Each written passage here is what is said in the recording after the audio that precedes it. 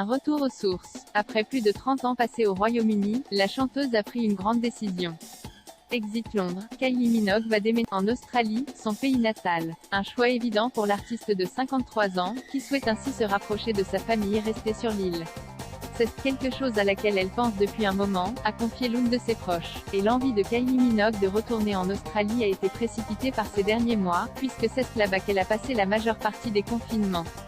Cette année, alors qu'elle était en Australie pendant une période prolongée en raison de restrictions de voyage, cela lui a donné le temps de réfléchir à l'endroit où elle veut être basée, a continué son amie. Mais pour Kylie Minogue, ce changement de propriété ne risque pas de bouleverser son quotidien. Comme de nombreux artistes, elle passe une grande partie de sa vie sur la route ou en voyage, donc elle ne s'attend pas à ce que ce soit un changement majeur pour elle car elle n'est jamais au même endroit pendant longtemps de toute façon.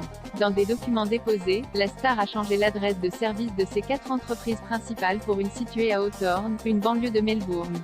En plus de ses parents Carol et Ron, le frère de Kylie Minogue Brendan et sa sœur Dani vivent également en Australie, avec son neveu Ethan. Et si la vie de la chanteuse s'apprête donc à changer, celle de son compagnon aussi. Et cette décision n'a pas dû être simple à prendre pour le couple, puisque Paul Solomon a longtemps expliqué ne pas vouloir déménager. Kylie Minogue ne veut plus être séparée de son futur mari. Paul est un Gallois.